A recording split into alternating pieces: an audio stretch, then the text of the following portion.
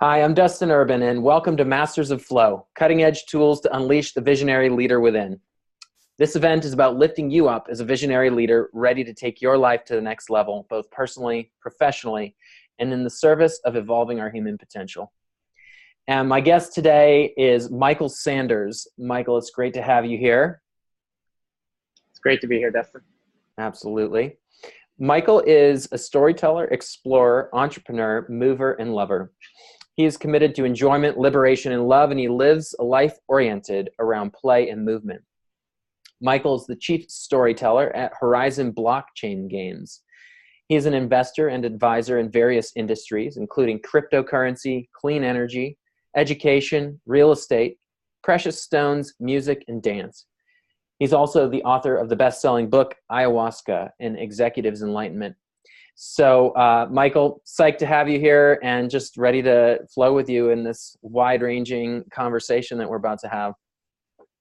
Yeah, man, I'm excited to be here as well. The previous conversation you and I had was awesome, so I'm excited to see where we go this time. Yeah, for sure, for sure. And yeah, so let's see. You know, I read your book, and it's a great story of, you know, part of your evolution from, I gather, from, you know, kind of early success and ambition as a younger man, but really at a pretty high cost, it sounded like.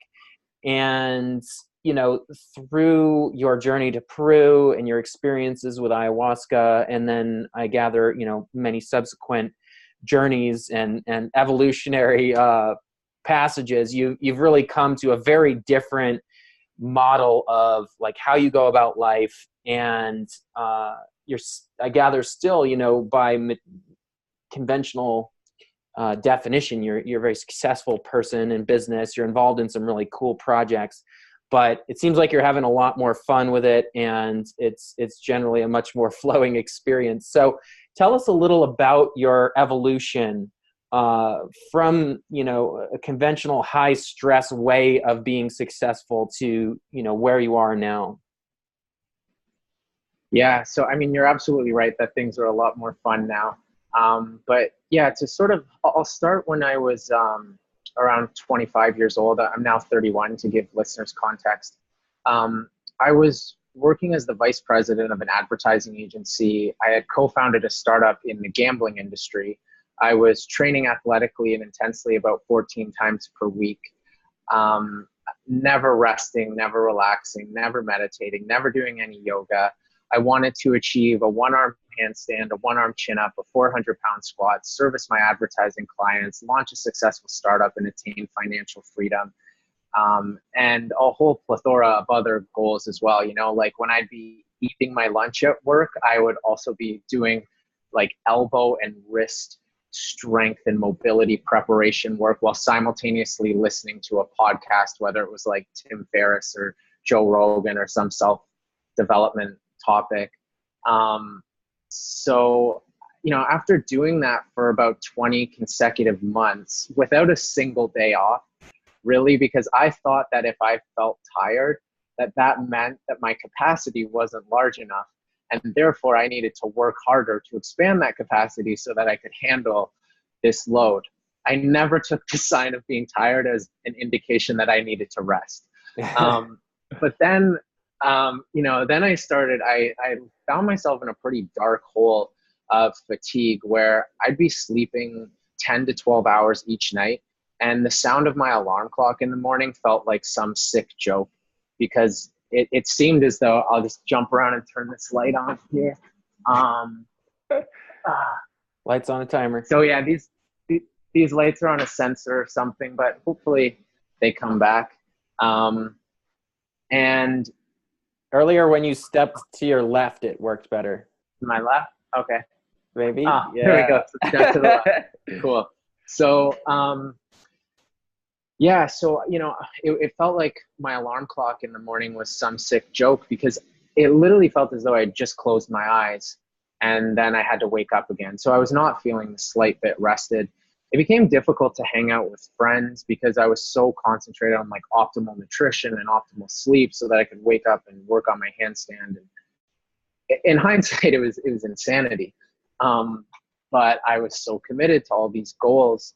And the breaking point came one day, actually February 2nd of 2013, when went to the gym to weightlift, and I wanted to do a 5x5. So I wanted to lift a particular weight 25 times, and I couldn't lift it even once. And then that night I was making love with a beautiful woman whom I had wanted to for a long time, and I couldn't get a boner. And I was 26 years old at the time, and I was just like, this is not where I want to be, you know? And like it had been a while that I was not getting erections, but I had told myself like, oh, I'll get them when I need them. And then here it was in a slap in the face saying like, no, like you're not treating your body and your soul well enough to enjoy one of those. So I resolved in that moment that I was going to put a bullet in my brain if I couldn't start feeling like myself again within the span of 2 years. Fortunately, I went and consulted with a naturopath the very next day, and he really got me to focus on a daily meditation practice and to focus on play. So instead of being so regimented with my pursuits, to enjoy them more, you know? And like, I love movement, all different forms of it, ranging from like gymnastics to hiking to hand balancing, dance, snowboarding, weightlifting. But the love that I have for these things had turned into an addiction, because at that time it was really the only thing that made me feel alive and like energetic. But yeah, so the naturopath had me focus on play, and like, rather than having like a goal of lifting 400 pounds, like, how about trying rock climbing? And like, is it fun? You know? Yeah. Yeah. And so within the span of about 4 months, I started feeling good again. I felt like myself. And then that led me to Burning Man for the first time, which, you know, deserves a book in its own right. And I know, you know, that, Dustin. Yeah. There I stepped into a vibration of love that I didn't know I was even seeking, but I recognized that I had been seeking it my entire life. Right. You know, it's 70,000 people operating on a telepathic wavelength, each and every one of whom is trying to enhance one another's experience. And even if they enhance everyone else's experience by just a little bit, the compounding effect of 70,000 people doing that harmoniously is so transcendent and transformative that it'll change a person forever. And it changed me forever. And, you know, for those who haven't been, it's like, regardless of what you want there, you will manifest it, whether it's like a kiss from a beautiful person, or to go on a psychedelic adventure, or to heal a childhood trauma, or sushi in a frozen coconut, or to hear your favorite musician broadcast their sounds from a double-decker bus that's architected with like the most magical sound system engineered by geniuses, and you feel like you're dancing on a cloud in heaven amongst picturesque mountains and a crystal blue sky and this burning ball of fire that you know is the sun, but you're feeling its heat in a different way for the first time. Doesn't matter if it's any of those things or anything else that you want, you will manifest it. Usually you will do so in 5 seconds or less. And I'm not exaggerating. Like, insane. And so yeah, like going there, it changed me forever. And you know, some people will leave Burning Man with post Burning Man depression, because they feel such a contrast between Burning Man and the default reality. But for me, it was going there was the realization that, wow, like this can exist, this feeling, this utopia more or less can exist. And if it can exist for 8 days in the desert, that means it's possible. So I just knew I could carry that vibration with me forever. And, you know, I have, and now the whole omniverse feels like Burning Man, even 6 years later. And I keep going back. And then, you know, that experience then led me down to the Amazon. One of my best friends, Sid, asked if I wanted to go down there. And so it was really, I grew up like experimenting with psychedelics recreationally. I mean, I always had great respect for them, but I never did them ceremoniously up until my trip down to the rainforest. Yeah. And that experience with the plant medicine, like it shattered my previous paradigm of reality and showed me something so far beyond my wildest imagination that now informs my entire way of being. In a very quick nutshell, like I was telepathically communicating with benevolent beings of other dimensions that I previously had no notion of, and would have been quite skeptical of existing. Right. And yet I was there with them, and they were showing me that and allowing me to remember and know that the fabric of our universe is love, that it's the creative force behind all things, responsible for the Big Bang and every one of its predecessors, every work of art, every painting, every song, the reason why galaxies are born, stars explode, and black holes exist, why the child cries and the bird soars and the grass grows through the pavement. Like, it's you, it's me, it's boundless, it's infinite, it's everywhere, it's love. And that remembering and that knowing has been blossoming and evolving ever since. Like, I no longer perceive any sense of obligation towards anything. Like, it's always comes from this perspective of choice. Even if it's something as simple as taking the trash out, like, I don't have to take the trash out. I could let it accumulate, or I have the opportunity to take the garbage to the curb and make the vibe in my house way better. Like, right. it's just, there's freedom in everything, but it depends on how we look at things. Yeah. And, the ayahuasca also showed me that, I was trying to gain some clarity on my life's path. And as I mentioned, I was vice president of an ad agency at the time and a co-founder of this startup in the gambling industry. And in my ceremony, Mother Ayahuasca, who is this intelligent plant spirit that I would not think that I would speak in these terms, because, I come from a more scientific, rational background. Yeah. And yet, no, this is a very intelligent plant female spirit that you can communicate with. And she showed me in a conversation, it's not like didactic, it's not authoritarian. But she showed me that, like, yeah, the startup you're working on, it's not for you. Like, in your heart that you're not into gambling. Like, you just think it's a cool, like a sound financial decision. But if you're not in it, if you're not passionate, like, you're not going to manifest it anyway. So just walk away from it. Right. And in that moment, I decided something I had put 2 years into. I'm like, okay, done. Like, nope, didn't even need to think about it anymore. Right. And then I asked, I'm like, okay, well, if I'm leaving that, and ultimately I know advertising isn't my end game. It's cool, it's fun, it's financially rewarding, but I want something more. Where should I go? And then she said to me, like, Michael, you've always been a storyteller. The only goal you've had persisting from your youth is to write a book that you think is awesome. So she's like, just start writing. And I thought, I sort of telepathically thought aloud, I'm like, well, if I knew how to make a living from writing, then I'd already be doing it, blah, blah, blah. And she said to me, like, don't worry about the financial aspect of things. Just start writing and good things will happen. And then in this cosmic wink, she said, and I'm giving you a lot to write about. And yeah, she certainly was. And what I thought might have been the most challenging thing ever to write, since it was so far beyond my previous paradigm of reality.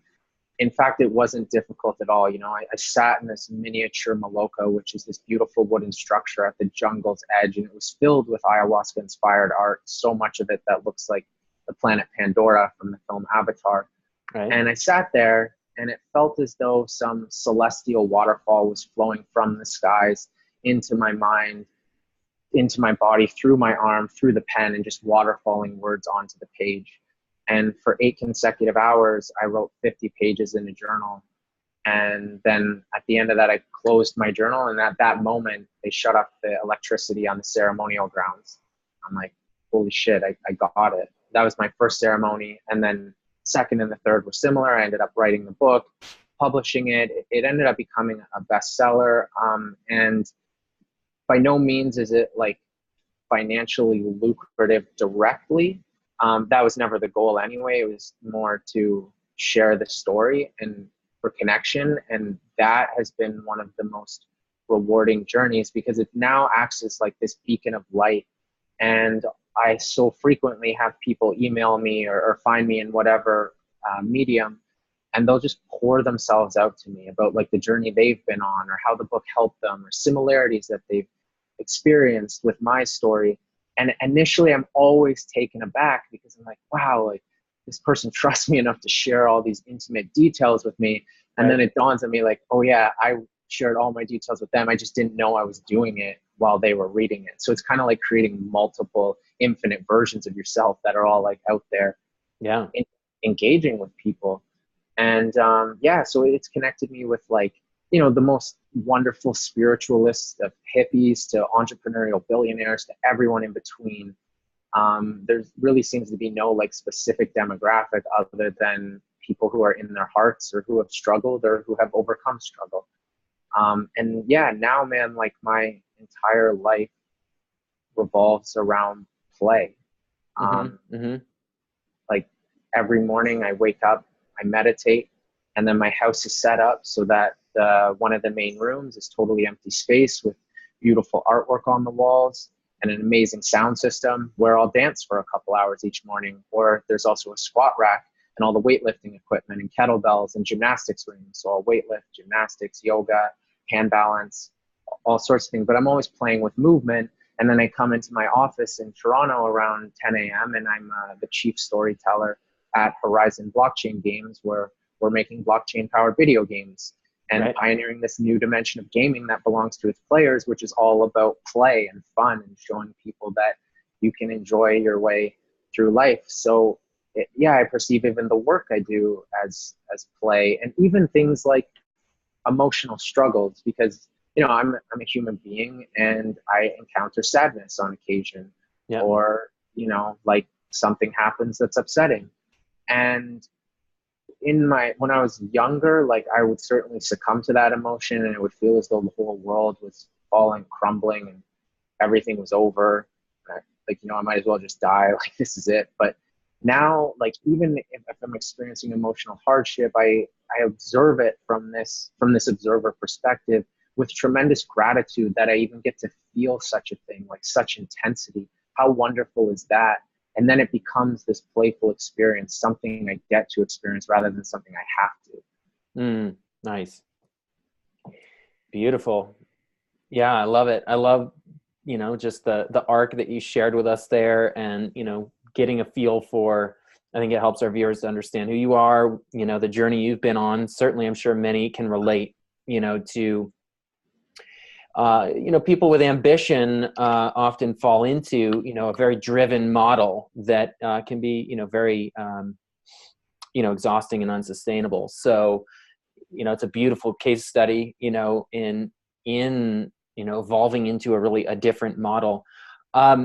So let's see where to go next. First of all, I'd love to hear a little about your blockchain games company, because I think it's sort of like, at the moment, it's your professional expression of your creativity and sort of the sum total of what you've taken from this journey, which has involved these psychedelic journeys and Burning Man and all of this. So let's just touch on, because I gather that, this is a very cutting edge, like kind of innovative space, that's both combining, cryptocurrency and blockchain technology with really creating an alternative dimension, it sounds like, within a gaming space.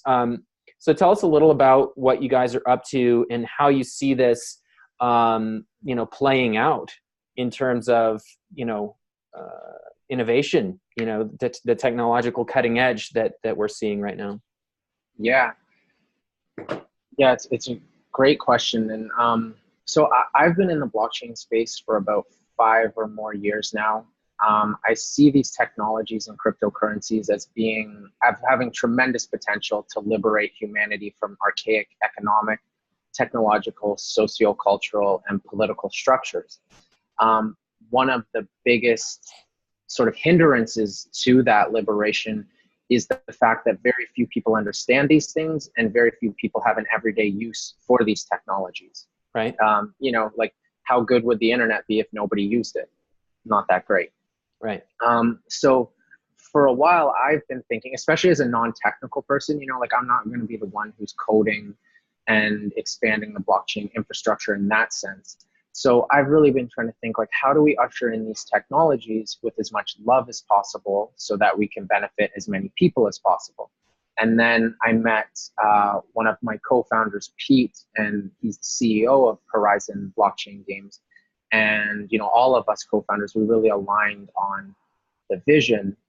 And we, historically, the killer application, or the application that facilitates the mainstream adoption of new technologies, has often been gaming. It was one of the killer apps for the internet, for Hmm. mobile phones, with like Snake and Tetris being on mobile phones, for smartphones, because humans love to have fun. And that's what we want to show people. So with the games we're making, we're making a platform called Arcadium, which will enable blockchain gaming. And our first game is called Skyweaver. So Skyweaver is a crypto trading card game from the future. And for anyone that's played Hearthstone or Magic the Gathering or Pokemon, it's a strategic card playing game. You battle one versus one and you try to defeat your opponent. So what's really cool, or say what lacks in the existing digital gaming environment, digital card playing game, which it's huge, like there are hundreds of millions of players. But when you're a gamer and let's say you buy a booster pack, you buy a set of cards to play with that are digital, Yeah. you as a gamer, you don't actually own anything, because that code is all technically owned by the game publisher, who can then manipulate the code and take your cards away from you or change their value and their ability at any point. And this is something that happens regularly, and gamers will invest sometimes thousands of dollars, and they have no recourse when their assets get taken away from them, because they're not actually assets. They're just kind of renting something that they have no control over. Uh-huh. Whereas in our game, Skyweaver, the cards you hold as a digital asset in your own private wallet. And all of the cards are accounted for on the blockchain. So they're mathematically verifiable and transparent and publicly viewable. So that means when they're in your private wallet, nobody else can mess with them, including us as the game publisher. So this is the idea of true digital ownership. And for the first time, a digital item can have real world properties in that it can be scarce and rare and therefore maintain value. Hmm. And so, Dustin, let's say you and I are playing Skyweaver and you win 3 matches in a row. As your reward, you will mint a brand new card into existence that's accounted for on the blockchain. And this card will have varying degrees of scarcity, rarity, and ability. So Hmm. you can either insert this card into your deck, which will make you a better player for future matches, or you can sell this item. And so we have a Skyweaver shop, which is a peer-to-peer exchange built right into the gameplay, or you can sell it on any other exchange or gift it to one of your friends or sell it to one of your friends. But the point is that you can play our game to earn real world value, which is unlike anything that has existed before in the gaming landscape, because most of the time the games just operate as money sinks. Other like secondary markets sometimes emerge, but like inherent to the gameplay itself, you can actually play our game to earn real world value. And then furthermore, on the platform Arcadium, like the different games that exist, you can actually win rewards in one game, spend them in another, or you can take game items from one game. Like let's say there's Skyweaver, which is a card game. Let's say there's another card game called Sky Beaver or whatever, you could actually take cards from the one game and bring them into another. Or you might win a reward in Skyweaver, and then you might decide to spend those rewards to get like a soccer ball in FIFA, or like a skin in Call of Duty, or Yeah. whatever it is. Yeah. So it's really actually like this new dimension that isn't, it's more than digital. And it's kind of like a hybrid. It's like the physical reality and the digital reality had sex with one another, and then this is their offspring. Uh-huh. And for anyone that's seen Ready Player One, it's kind of like verging on that. Nice. Wow. Sounds cool. I mean, I'm not familiar with, I'm not really a gamer and stuff, but I can sense that it's like, it's a very innovative, it's innovative, and like you say, it's gaming. And so it's probably pioneering, other innovations in terms of, creating this online dimension of interaction that's, ever more popular right now, but obviously interfacing too with cryptocurrency and the sort of economic implications of these new currencies and ways of exchanging value. So, what I'd love to ask you now is, okay, so, many of us have heard the sort of characterization of, let's say, Burning Man as a place where, a lot of people in the, the tech space and the startup space and are going, to have this kind of magical experience. Of course, this is not the only demographic, but why is it that Burning Man is becoming a hub for, people who are innovating in the kind of spaces that you're talking about, with cryptocurrency and gaming and, tech startups, that type of thing. And how does, like, I'm going to try not to ask you three questions at once.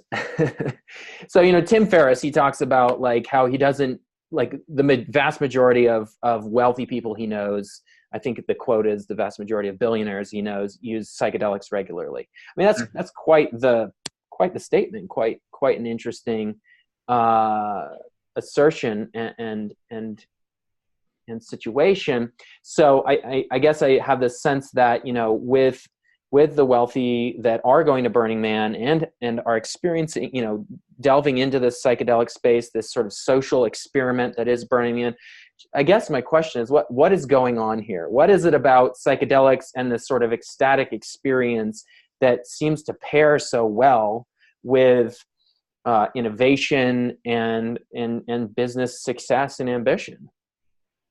Yeah, it's a great subject to explore. And I think, I think we all have infinite potential.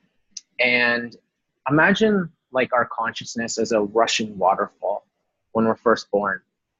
But then these rocks fall in the way and they sort of become our identity. It's like, okay, I'm a great writer and I like to dance, but I don't like country music and I don't know how to paint and I'm not good at coding, but I'm pretty good at communicating with others and like all of these things, right? Like I like broccoli, I don't like Coca-Cola. Right. And then all of these rocks get put into the waterfall of our consciousness and they actually narrow it down into this small stream, which is our identity.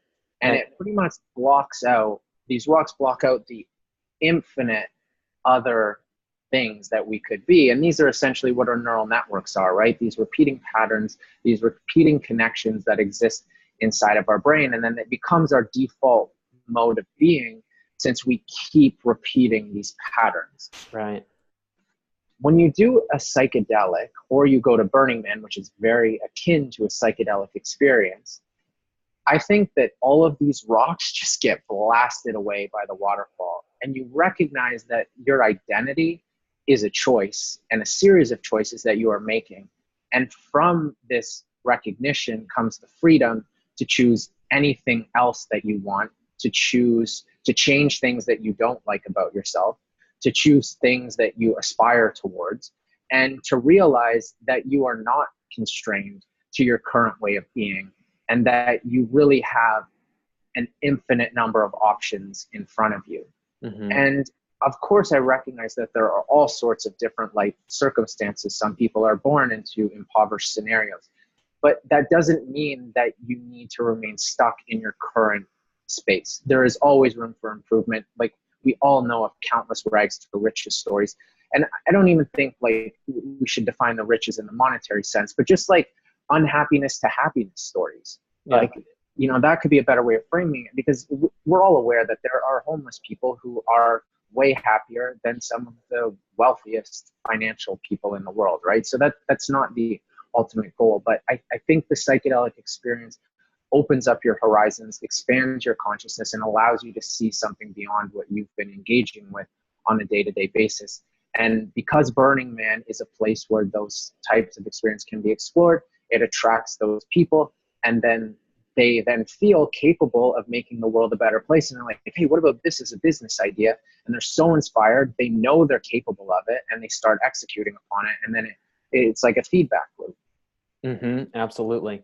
Yeah, I mean, even without psychedelics, it's like being out on the playa and just witnessing. But what's really magical about it, for me, I think I've been 3 times.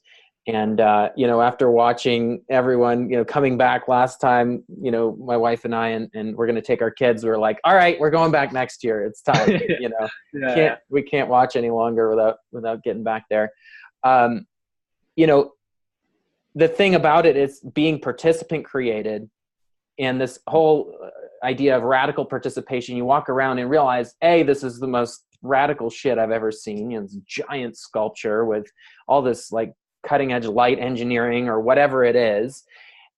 So first of all, it's that, but second of all, this was created by another participant just like me. You know, they've marshaled resources to make it happen. But unlike going to a festival where it's like this unbelievable spectacle is produced by, you know, probably a corporate, you know, production company, it's really like very eye-opening to like, holy shit, like somebody just like me did this, you know, from the giant sculpture right down to the like intimate, you know, amazing experience that's, you know, a smaller scale, but still profound. So I think it does open you in that way, you know, to beginning to consider, okay, like what would be possible for me here.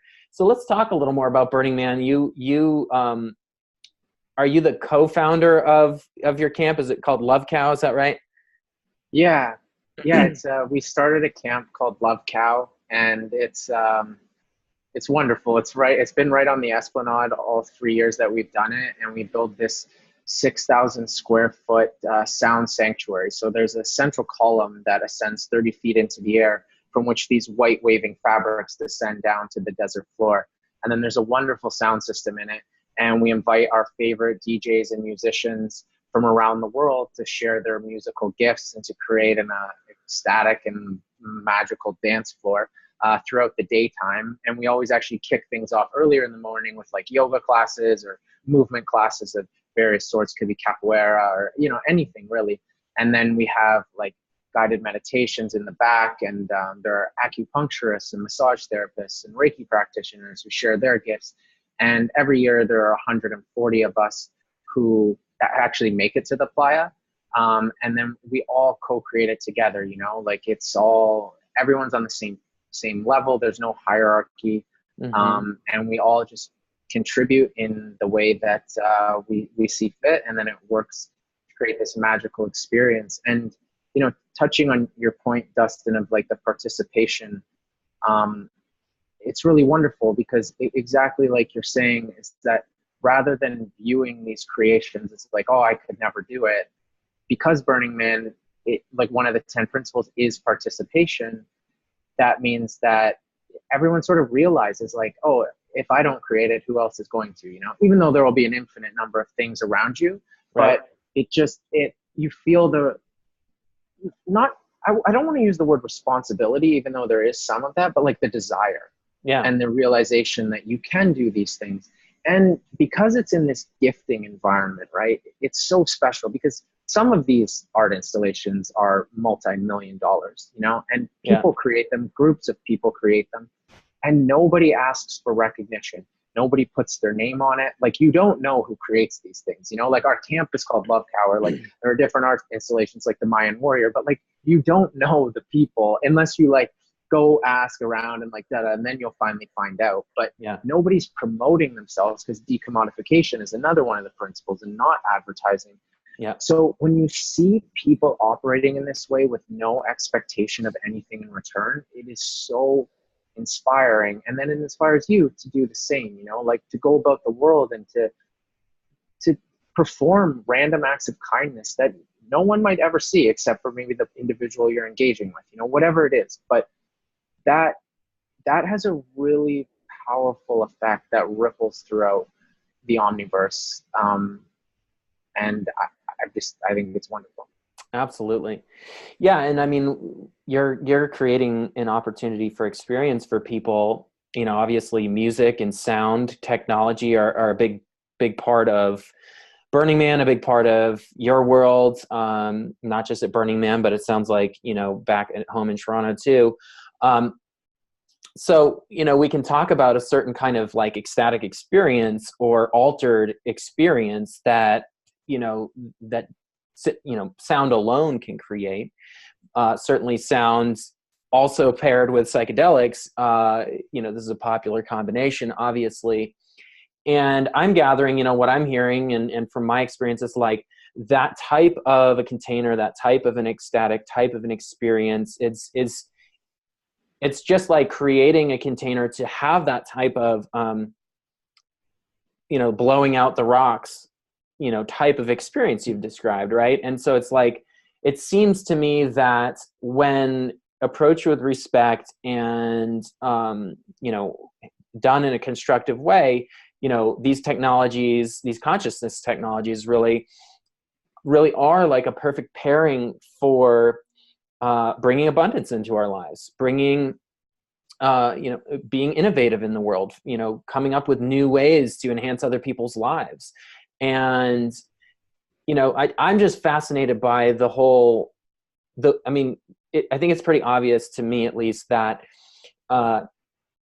my financial position, other people's financial position, you know, because it is such a common metric of success, and it's a survival requirement, right? That we have a certain amount of money. But it's fascinating to me that, like, I really, you know, it's like those neural networks and repeating, you know, patterns of self-belief and everything are directly related to our financial position. And so it's just very fascinating to me that somehow psychedelics and you know, success are paired in this way. And you know, especially given the fact that, like, there can be a very you know, these can be dark experiences or challenging experiences that can cause us to really face unequivocally our trauma and go into our shit. You know, it can be a very humbling kind of experience. So it's not always been that obvious to me that, like, oh, this would lead me to be able to sort of stand tall in the world and, like, present my value, you know, when I'm, like, you know, writhing on the ground or whatever.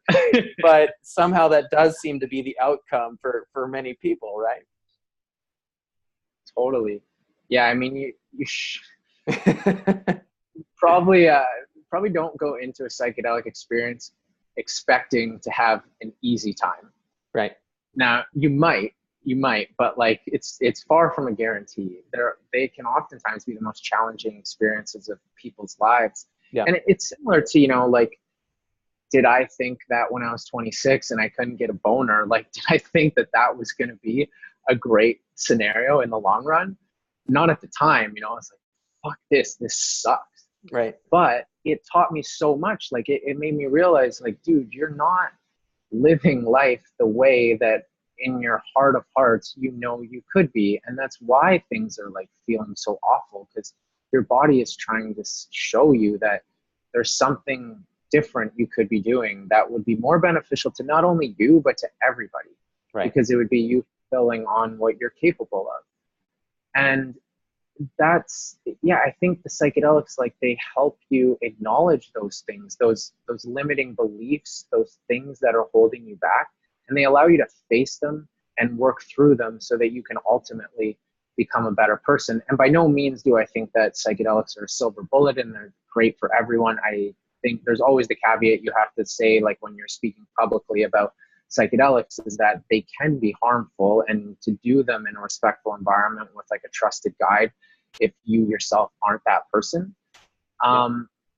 But they can be just so rewarding and so teaching, and also, like, you know, getting into this heart space, right?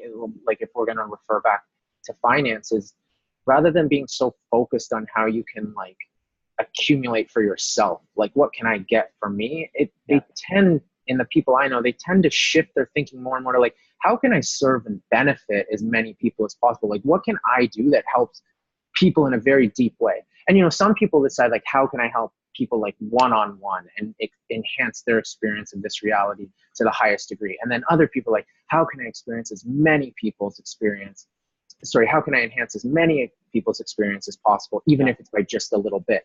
Each of which are wonderful. But then when you start shifting your perspective that way, yes, I think that's when, like, financial abundance follows suit, because your first and foremost goal isn't just how do I accumulate. It's like, how do I benefit as many? And by benefiting others, you're obviously benefiting yourself. Yeah.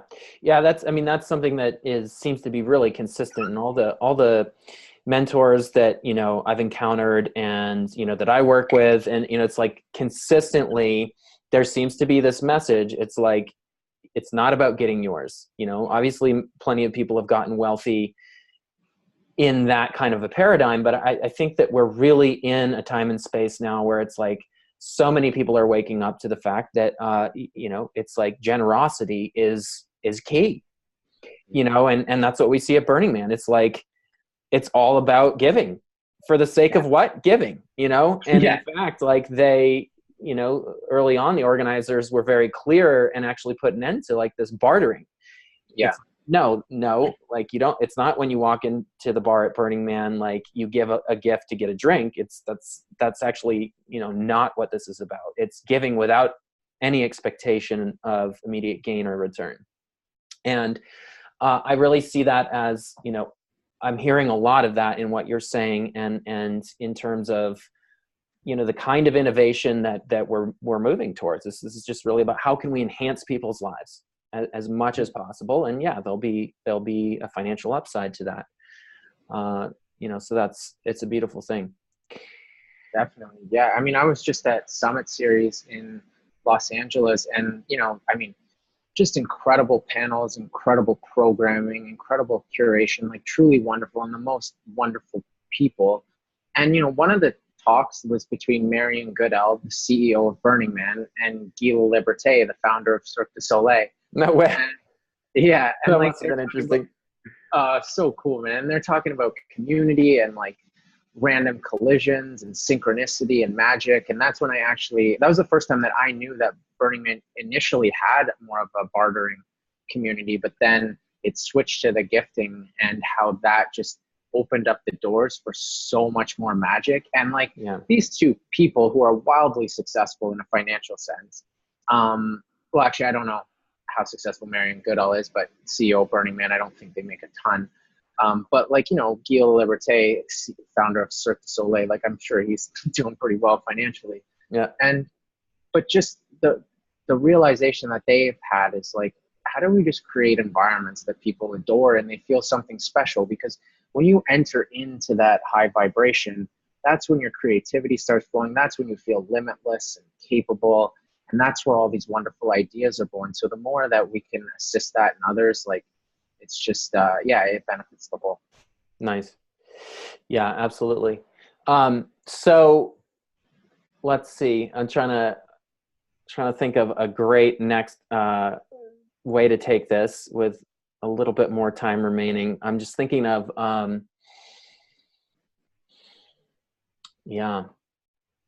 Burning Man, Summit Series, Marion Goodell. It's a fascinating piece. And so,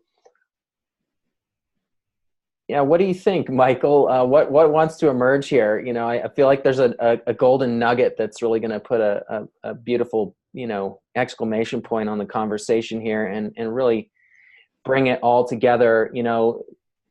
I want to definitely make sure that it's like we draw this connection. We've been talking about like psychedelics and altered states through music, and really just creating like profound experiences in a setting like Burning Man or Cirque du Soleil. I mean, these are flow, like, just to draw that connection for people. It's like, what does this have to do with anything? I mean, these are flow experiences, deep immersion in the moment, like time dilation, depersonalization, they have all the characteristics of flow, and seem to be very supportive of our creativity, and really pushing the cutting edge of like what's possible for us as humans. In terms of visionary leadership, it seems that like many of these people that we're talking about who are on the cutting edge of innovation, I mean, it's inherently leadership for, what you're doing with your co-founders there. I mean, you're leading at the cutting edge of technological innovation, which I think inherently interfaces with consciousness innovation. So I'm just kind of like weaving these threads together, and I'm wondering, what is it that, from your perspective, our audience, needs to hear in this moment that's a beautiful exclamation point? Yeah, well, since I know, a big part of what you're putting together, Dustin, is focused on flow. And I think to enter flow, the simplest way to go about it is to be grateful, to just be grateful for everything, to be in your heart, and to play. And I think the more that you play and really do the things that nourish your soul and make you feel wonderful, the more that everything else will start to fall within what is playful for you. Yeah. Because, I didn't used to perceive the work I did as that playful. It was work, and I had even stopped seeing movement as playful, like weightlifting and stuff. It had become like goal oriented and work. And not to suggest you can't, like, I mean, play can have tons of goals. That's totally cool. But just as an example, like I now am stronger and more capable in terms of movement. And I think I probably even move and I'm more active than I was back then.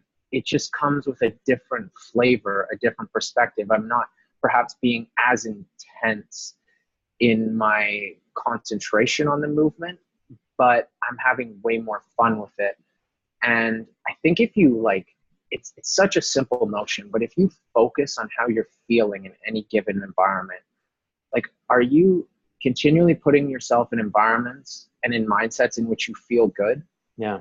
If so, I think it's going to benefit you a great deal, because that feeling then leads to you making more sound decisions because you're in a loving vibration. It's a lot harder to make decisions in a place of fear because it seems so life or death, and it's just easier to rush things or to make a mistake. But if you're putting yourself in experiences and in mind states where you don't feel good, then I think you really have an opportunity to adjust that. And you can start by taking yourself out of the environment and putting yourself into one that you know will make you feel good. And then observe how you feel in that environment. Like, what is it about that environment that makes you feel good? Can you learn that feeling and that behavior? Because if you can internalize it and then have that feeling accessible to you at any point, then you can go into these other contexts where, let's say it's your job that you're not super stoked about. But if you come at the job now from this wonderful feeling, then it's likely going to enhance your experience at the job you're doing.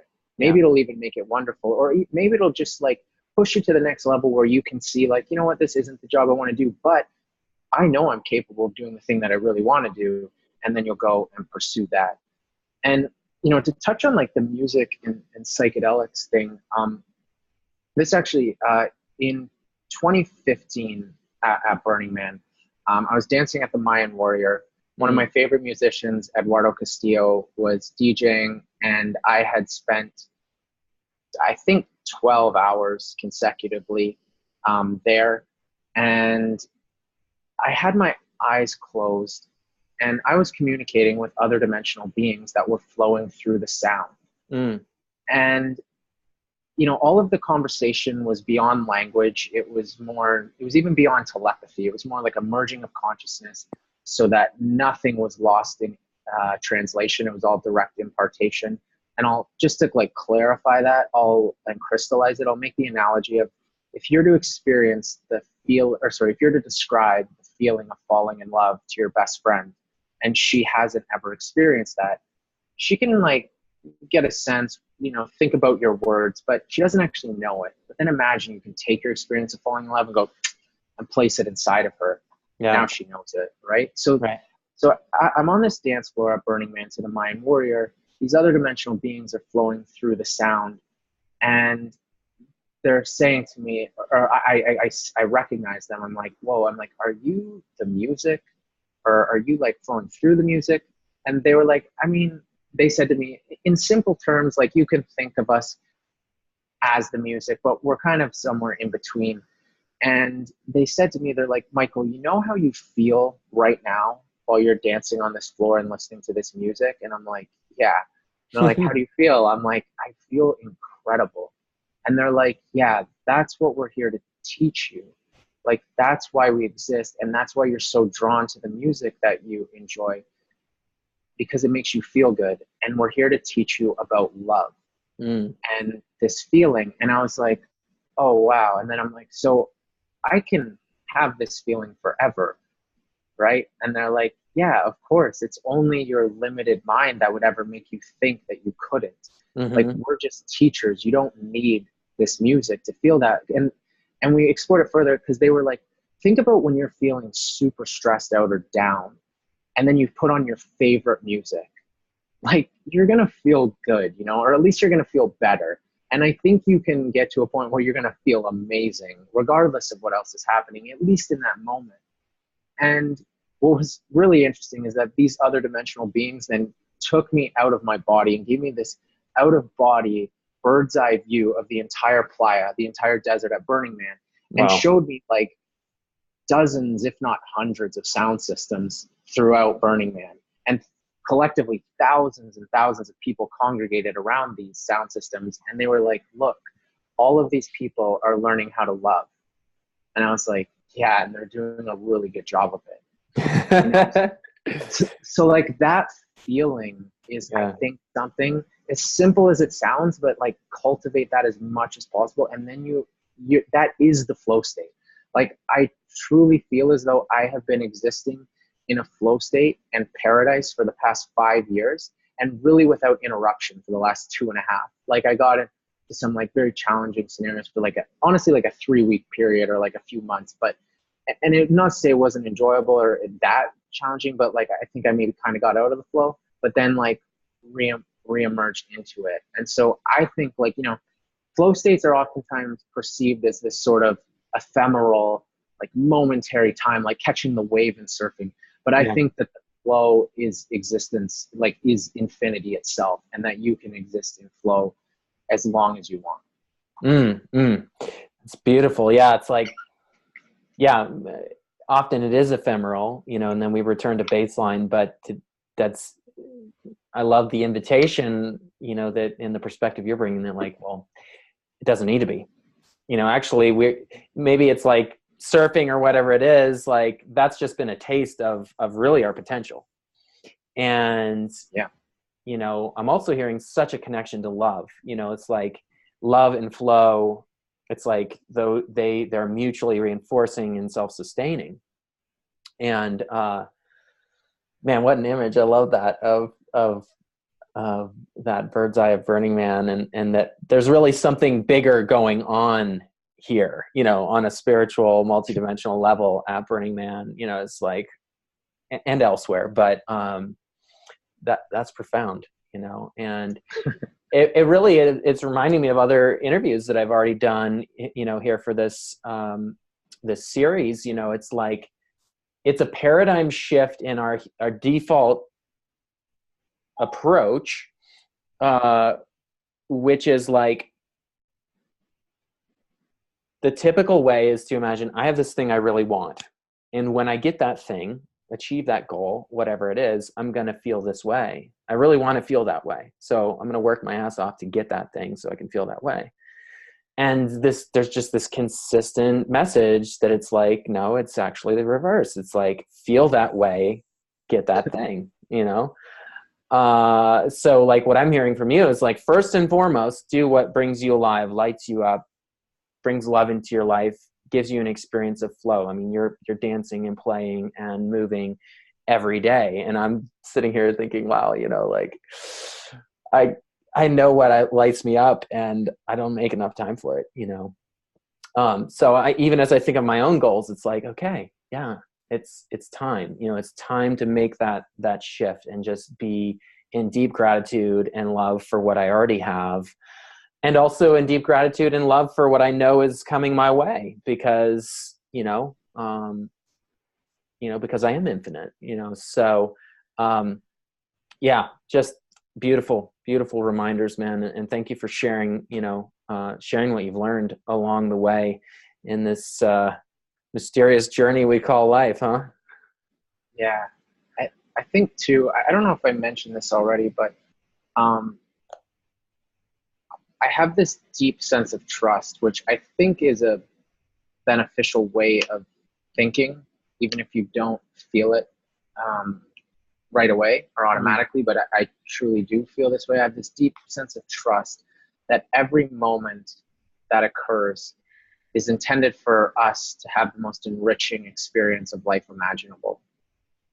And it doesn't matter what it is. And Mm. I recognize that, let's say you're in a difficult scenario. It might be challenging for the conscious mind to reconcile as to why you would want such a difficult thing, like how is this going to manifest an enriching experience? But I think that's simply due to the conscious mind's linear perspective of time, and it's just sort of limited perspective in general. And I think the body and the soul perceive time in a multidimensional sense, not in a linear sense, as though all of time is happening simultaneously. the same way that seemingly all of space is happening simultaneously. Mm-hmm. Mm-hmm. And I think that there's great wisdom in the soul and the body, and that they therefore attract in these scenarios that they know will enable the greatest triumph, the greatest feelings of joy, the greatest reward in the long run. And so if you can have that trust while you're experiencing a challenge, it's quite liberating, because you realize like, oh, this is for my highest good. Yeah, absolutely. And meeting life halfway, right? Being willing to do face the music, face the, because you do see the how much we can get stuck in loops. Yeah. People's lives are ended by addictive patterns or loops, or trauma just repeating itself or whatever. But if that trust combined with like a willingness to say, okay, I know this experience is here for me to learn and grow from, and therefore I'm going to go into it. I'm going to go through it. I'm going to face the experience, and be present to the challenge or discomfort. It seems to me, that level of engagement with life is also key to actually gaining, from the experience, what your body and soul are offering you, right? It's sort of like that piece of, life will present, the same lesson over and over and over and again until learned, so absolutely. It's like depression has run in my family. My mom was depressed for the bulk of my childhood, and I experienced depression as well. And I've actually encountered depression, anxiety, murder, like the worst of the worst entities that exist in our cosmos. And I've seen them physically manifest as other dimensional beings. And I've been in a room with them, and I've looked at them and I've given them love. I've been like, I love you. I respect you. You're not what I want to succumb to, but I see what your purpose is. And what I realized is that these entities, and let's just take depression as an example, I think depression is actually an enlightened entity that is here to steer us towards love. And to crystallize this what might seem as a metaphor, but I'm actually speaking literally, is depression as this dark entity will come onto you and squeeze you when you're not living life to the way that you know you could be. Yeah. And like, I understand there can be chemical imbalances and neurological issues. I truly believe that everyone has the ability to alter those situations. I won't speak on anyone's behalf, but this is how I feel about myself. Yeah. And I think everyone is capable. So the depression comes and squeezes on to me when I'm not living my life in accordance with my highest love and what I know I could be doing. And then if I don't modify my behavior, the depression squeezes harder and inflicts pain, and it becomes painful. And then if I don't modify my decision, it squeezes harder and harder and can make like this experience of life unbearable. But what I think it's really trying to do is simply to get me to change my perspective, to change my course in life, to choose love, to do the things I know will make me happy. And then when I do that, the depression leaves. It goes away because it's like, that's all I was trying to help you with. And then it's gone. Yeah, absolutely. Yeah, it's almost like when the soul is suppressed or something, when the creative spark, the drive to do something unique and beautiful in the world is not allowed to flow through me, that makes perfect sense to me. And from we could go into the research about that's fascinating about like how psychedelics are addressing depression and other forms of mental illness. What it appears is happening is that really, depression is also like essentially a deeply stabilized like pattern of thinking, or a pattern of belief, a pattern of self-reflection. And we get into these ruts. They're literally like heavily reinforced neurological pathways, like the same like perseveration, to use a psychological term, of like just, brooding, basically brooding. Wow. And, it's sort of like psychedelics, what their power in addressing depression and other mental illness seems to be, is that it's like, it finally gives us the ability in our brain, the ability to choose other pathways, to make novel connections, to see ourselves in a new light, and just realize this isn't the truth. This is not the truth of who I am. And in fact, so it's like opening to that waterfall or something, to use your earlier metaphor. So yeah, I'm with you. I mean, I'm never one to make sort of a blanket recommendation, endorsement of psychedelics. I myself am very cautious with them, and it's not about that, but I do think it is about being aware that these powerful medicines are here for us at this time in history to help us wake up to our human potential. You just look at the rise of ayahuasca that has affected you. It's touched you. It's touched me, and this is something that was unknown to the Western mind, just a few decades ago. So it's an interesting time, and I really appreciate, Michael, your window on and perspective on on these, I don't know, this incredible nexus of human creativity that we're getting to be a part of. Yeah, man. Do we have time for one more point, or do we got to cut it short now? Sure, let's do it. I was just going to say that, like, these experiences, and part of a big reason why I love games as well, is that I think they afford us agency. They allow us to realize our agency, our impact on the reality in which we're living, right? In depression, I think a lot of people, they don't feel like they have power. They don't feel like they have control. They don't feel like they can affect change. So an analogy I'll use is music. When you're on a dance floor, there is no music until it hits your ear, until you dance with it. And if you look at an ecstatic dance floor, like, that is not a unidirectional experience. It is not music coming at you that then provides this experience. It is music coming towards other beings that then, like, move their body and hear it. It flows through their body. That energy then goes back to the performer, whether it's a DJ or a rock star or whatever. And then they feed off that. And then it creates this whole symbiotic relationship that can take the energy and the love and the ecstasy way higher. Like, it is not unidirectional, it is multi-directional. Right. And when you recognize that that is your experience of reality, that it's not just coming at you and then you got to navigate through it, that you're co-creating with everything, it's really powerful and liberating and fun and playful. And that's, like, in games, for example, that we're making, like, one of the big reasons I think virtual worlds or games are so powerful is that in them you can be a wizard, you can build entire cities, you can be different people, you can win all these elaborate rewards. And I see it as a reminder to the fact that you have that same agency and that same ability in this 3-dimensional game on planet Earth. It's also a game, a really fun one. And so, and then, like, if you can win items there and then bring them back to this Earth, then that's why I think what we're doing is super cool, because it creates this transferability and this more greater reminders, because it's like actually you can root it back into the 3rd dimension as well. So it's like bridging dimensions too. And I just think when you have that agency, when you remember that you are the creator of all of this, along with everything and everyone else, but it's like one thing that you're a part of, you're free. Yeah, totally. Agency. Absolutely.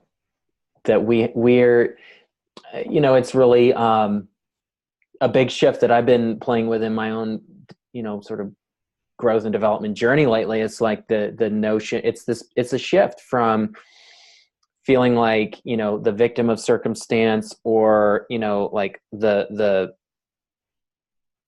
like life is happening to me, in that unidirectional perspective that our linear thinking can get us into, and really realizing, no, I'm totally responsible, and I'm the creator of my own reality. I'm the creator of my experience, and it's a powerful shift that I think is it's almost like a software upgrade that we're going through, as humans. It really feels that way, right? I mean, it's like probably in terms of the hardware and our biology, I don't think we're like evolving that rapidly, but in terms of the software and just like our consciousness and, our ability even for you to be in Toronto and me to be in Bend, Oregon, and like sharing with, this global audience, just new ways of thinking and approaching life. And, it really is like a software upgrade, I think, in terms of like, there's a whole different type of experience available to us. And now with technology, I was just thinking of what you were saying, and I don't know if this is factors in, but it's like, okay, so what if you are playing this game and you get this magical object out in, in this cyber dimension, and now we have 3D printing that's going to be available in the home. It's like, can you then like print out this incredible medallion that you won out in this wizard land? I mean, that's going to be like seriously crazy, right? Yeah, definitely. Yeah. So it's a fascinating time we're living in. Awesome. Well, Michael, let's wrap it up. But I'd like to say to be continued. I'm looking forward to, meeting you in person and just continuing this, this flow. Likewise, brother. Yeah, really happy to be chatting with you, and thankful for everyone who's part of this and who's listening and who's going to interact with this conversation. Absolutely, for sure. Yeah. And so for everyone watching, thanks for being here. And I want to encourage you to check out Michael's website, which is michaelsanders.co. Is that right, Michael? Yeah. Yeah. So there's a link right under the video here. So it's going to take you over to Michael's website where you can check out his writings, what he's up to, and also check out his book, which is Ayahuasca and Executives Enlightenment, which is a fascinating read that takes you into more depth of your journey, Michael, with that medicine in the Amazon. And so, yeah, go check out Michael's site and grab his book. And yeah, man, thanks so much for being here.